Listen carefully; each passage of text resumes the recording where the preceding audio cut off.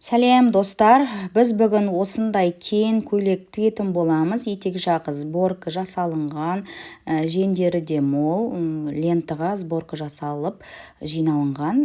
Арты түсіңкі, алды көтеріңкі, осындай мол қылып, ұзын қылып тіктім. Сіздер енді өз қалауларыңызша, мысалы жеңді қысқарта қойсаңыздар болады, етегін де қысқарта қойсаңыздар болады.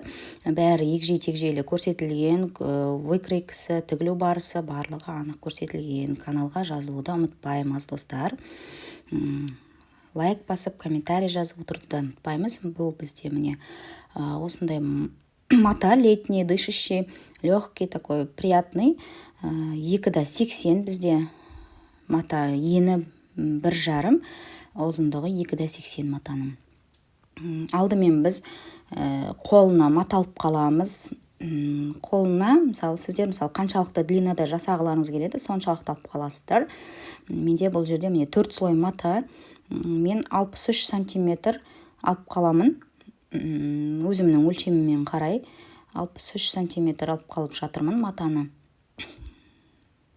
Осылай бүктеп, ұзындығынан 63 сантиметрді белгілеп, қиып алып қоямын. Сосын қалған матаны көйлекке қолданатын боламын.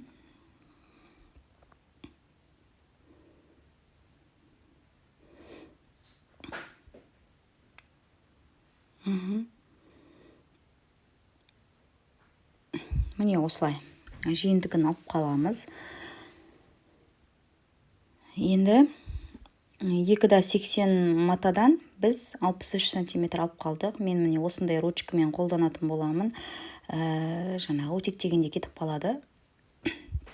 Енді біз иығымызды өлшейміз алдымен. Иығымызды өлшейміз. Бізде мына жерде 2 слой мата жатыр. Бұл где-то 2 бүктелгенде 54 сантиметрлік 2 слой мата. Біз қазір бірінші артқы бойды сызатын боламыз. Ол үшін алдымен иығымызды өлшейміз. Иығымызды қалай өлшеу керек, меркіні қалай алу керек, тоже описанияға ссылкасын қалдырып кетемін. Каналымда тоже мастер-класстар бар. Мен ол жерде өзім қандай өлшемдерді қолданам, сол өлшемдерді көрсеткен болатынмын. Иық бізде 36 сантиметр, оны 2-ге бөлеміз, 18 сантиметр болады. Тігіске 1 сантиметр қалдырып, 19 сантиметрді белгілейміз.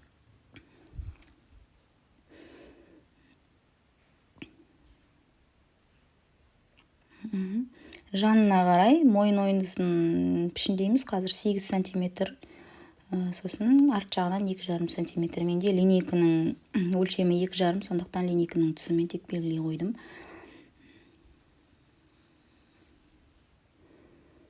Пішінін осылай келтіреміз.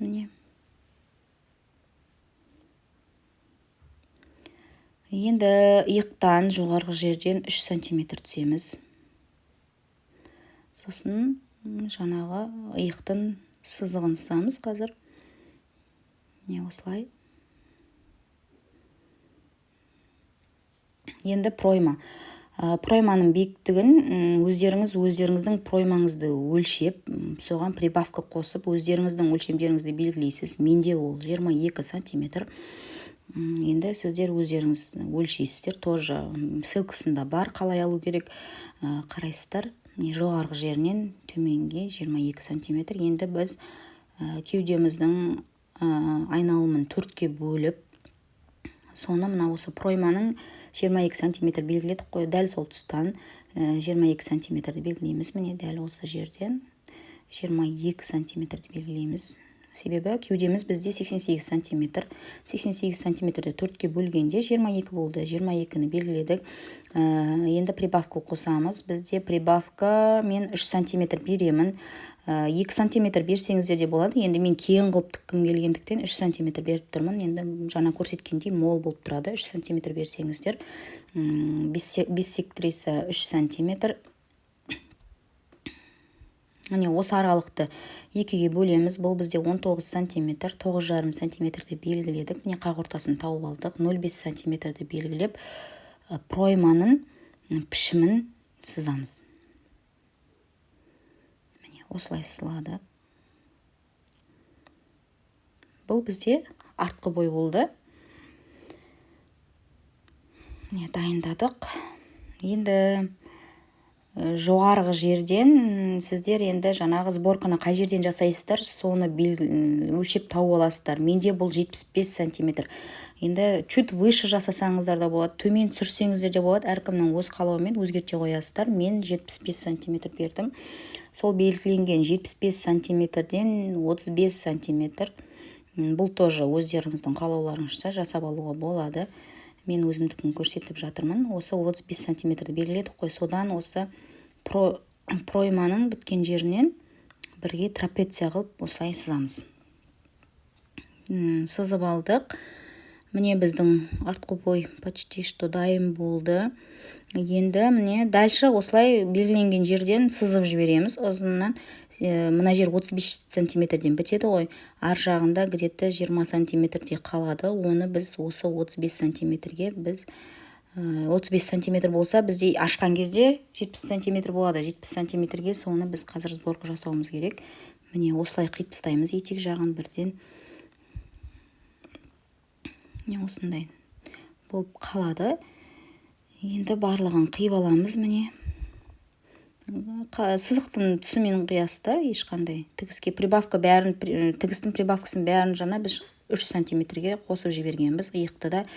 Енді біз бұлды трапеция болғандықтан шеті етегі осылай бізде түсіп кетеді. Төменге қарай 2 шеті. Сондықтан 3 сантиметр, 4 сантиметрге дейін кемітіп тастайсыздар. Осылай ортаңғы жағымен тегістейсіздер. Бұлай жасамасаңыздар, көйлектің 2 шеті төмен түсіп кетеді. Міне біздің артқы бойымыз дайын. Мынау жаңа қазір сборка болып жиналатын жері етегі. Енді біз қазір алдыңғы бойды қиып аламыз. Міне осылай қоямыз. Осылай қойып аламыз. Міне текстеп, дәл қылып қойып аламыз, дұрыстап. Сосын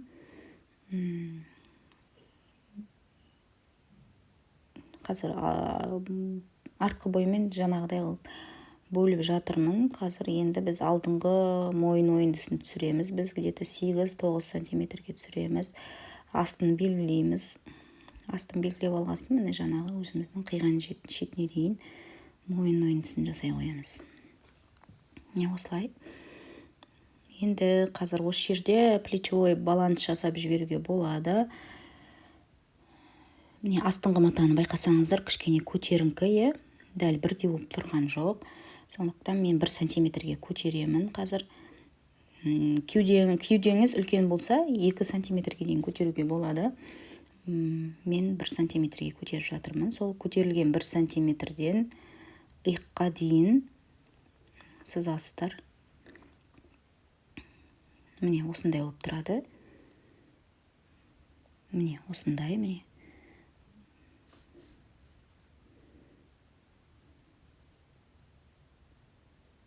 Енді қалғанын тек бастырып қиып ала қоямыз. Мына жерін міне осылай қиып тастаймыз қазір. Бірдей қылып. Бұл да жаңағы алдыңғы бойдың сборка жасалынатын жері. Енді біз ширина груди есептейміз. Сіздер өз өлшемдеріңізді өлшейсіздер. Менің өлшемім 16 сантиметр, оған 1 сантиметр тігіске мата беріп, бізде ширина груди 32 сантиметр болды. 32 сантиметрді 2-ге бөлгенде 16 сантиметр плюс 1 сантиметр тігіске қосып 17 сантиметрді белгілейміз да. Міне осылай сіздерде өз өлшеміңдеріңіз болу керек. Міне осы 17 белгіленген жермен осындай қылып пішінін келтіреміз. Пройманың бізде алдыңғы бойда пройма ойыңқы болады. Міне осылай. Енді қиып тастаймыз.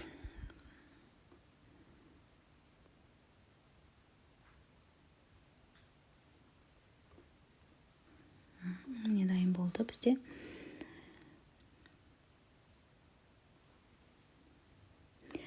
Болды, бізде почти что выкройкамыз дайын. Енді біз қазір жеңін пішіндейміз.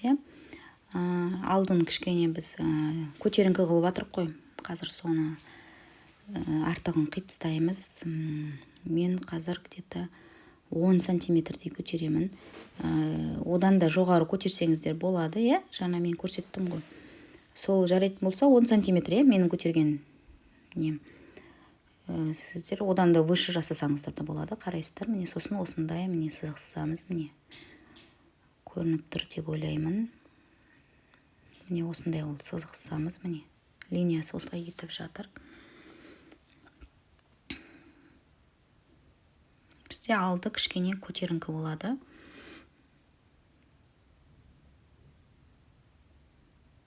Міне осындай болып тұрады.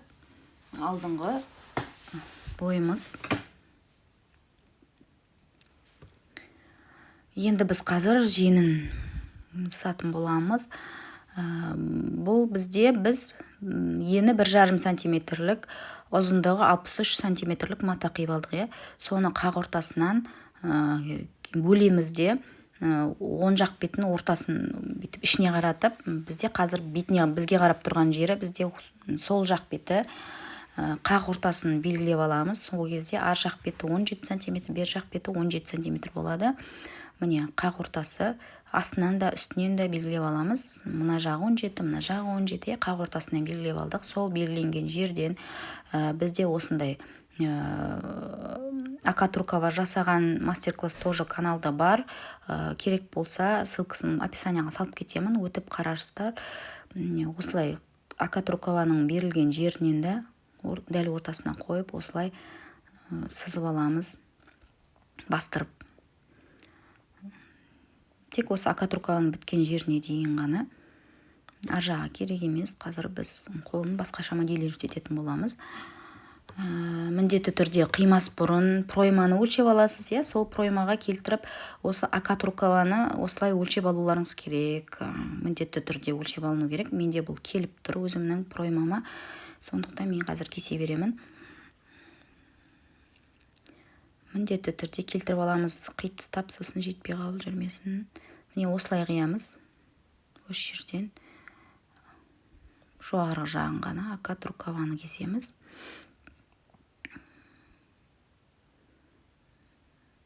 Төменге қарай түспейміз, тек кішкене ғана насечке береміз де. Мына жоғары жағын алып тастаймыз. Екінші жағы да керек емес. Алып тастаймыз. Міне осылай қиып аламыз. Міне екі насечка бар ғой, міне жоғарғы жағынан, сол екі насечканы біріктіреміз. Дәл біріктіріп, дәлдеп қойып аламыз да, инемен қадап қоямыз, жылжып кетпес үшін. Міне екі насечкамыз дайын тұр. Сосын дұрыстап жатқызып, тегістеп, астыңғы жағынан да біз қақ ортасын белгілеген болатынбыз. Сонымен түзеп қойып аламыз. Матаның жатысымен жатқызып, енді менде мына жер где-то 35 сантиметрдей болып тұр. 35 емес, даже 37 да. 35-37 сантиметр болып тұр. Екі бүктегенде. Кем алсаңыздар да болады.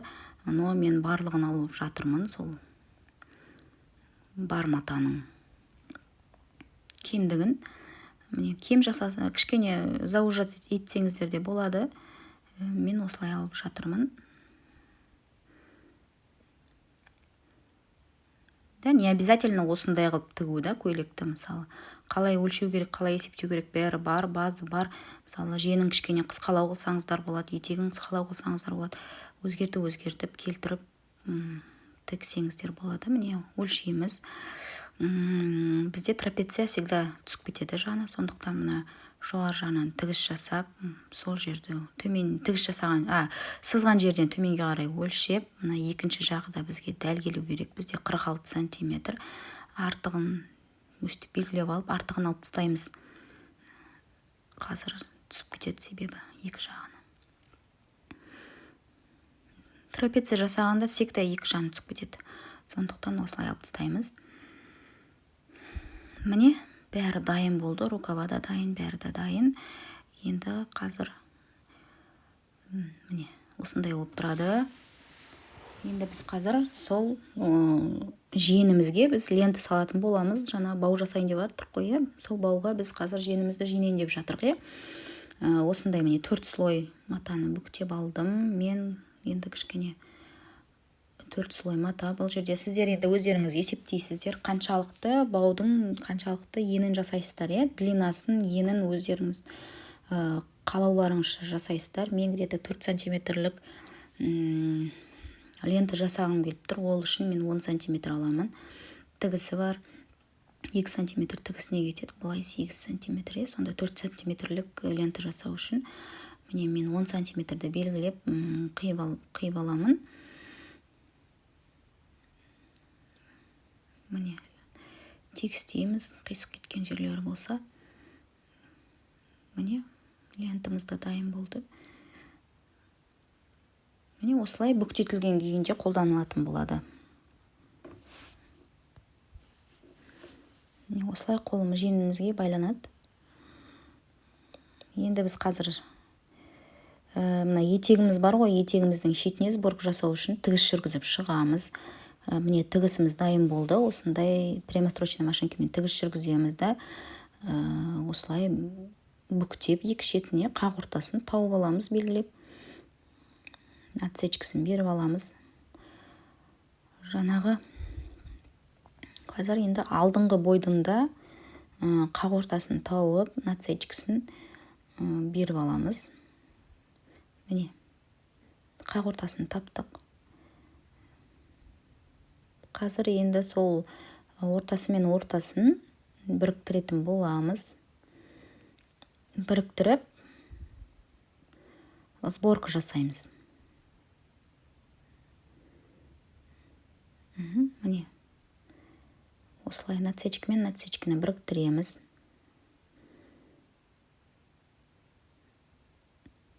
Сосын екі шетін біріктіреміз. Мына етектің екі шетімен осылай біріктіреміз. Екінші жағында осылай біріктіріп аламыз.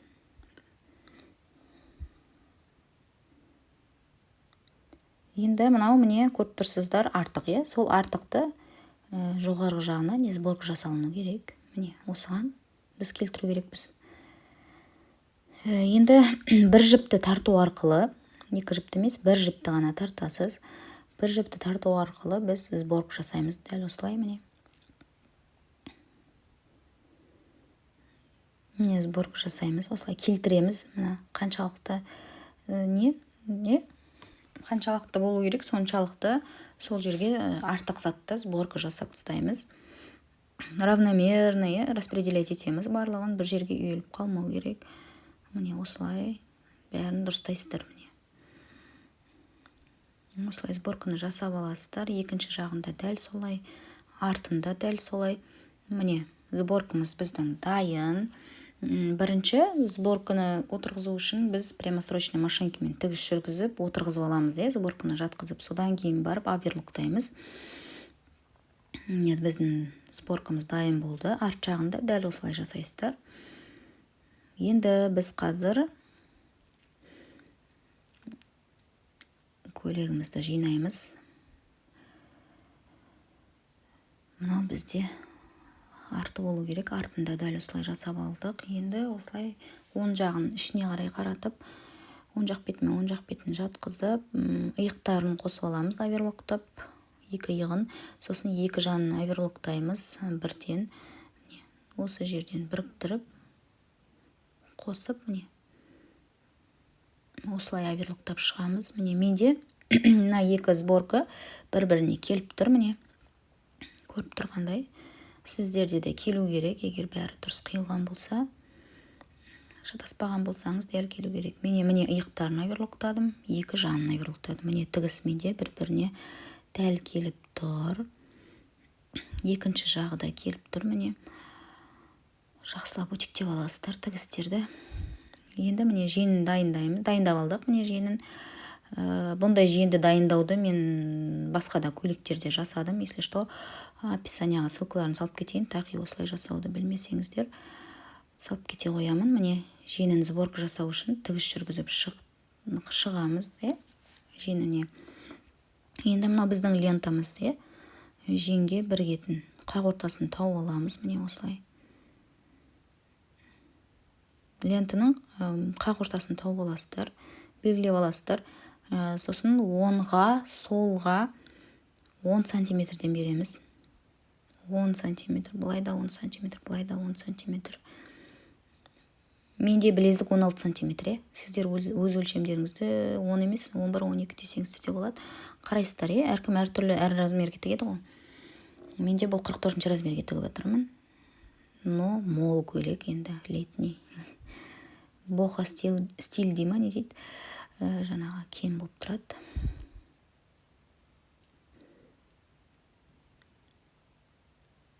Міне қақ ортасын белгілеп алдық. Жаңағы ортасы мен ортасын қойдық қоя. Енді мына шетін алып, жаңағы белгіленген 10 сантиметріміз болады ғой.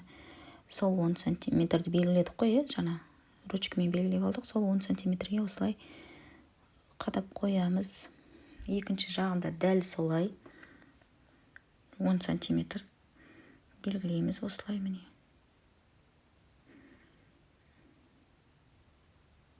Міне, жаңағы енді бізде артығын жаңағы 10 сантиметрге сборка жасаймыз.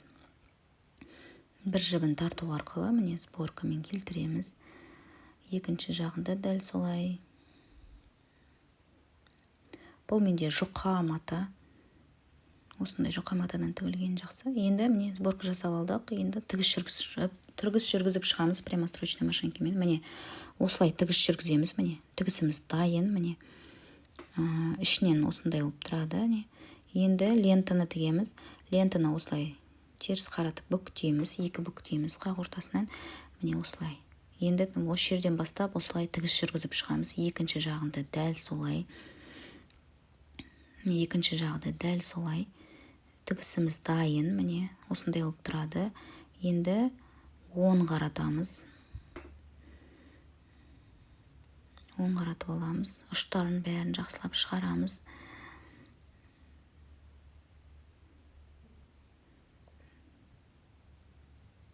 Міне дайын болды. Енді мына ортасы міне осылай ашық тұр ғой. Соны біз қазір ішіне осылай 1 сантиметр қайырып, міне көрсетілгенде осылай тігіс жүргізіп шығамыз. Міне осылай ішіне қайырып, осылай тігіс жүргізіп шығарамыз. Тігіс жүргізіп тастаймыз. Міне тігісіміз дайын. Міне сыртынан осындай болып тұрады. Ішінен міне осындай. Міне біздің жеңіміз дайын болды. Жақсылап өтектеп аламыз. Мойнына мен осындай обработка жасап едім. Чоты менің басым былай келіп тұр, сыйып тұр, но кішкене ыңғайсыздау, туговаты. Сондықтан мен кішкене қазір өзгертемін.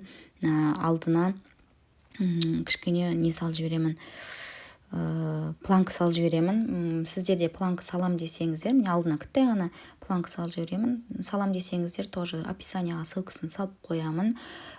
Осындай обработка тоже каналыма бұйырса салатын боламын. Сондықтан каналыма жазылуды ұмытпаңыздар. Лайк басып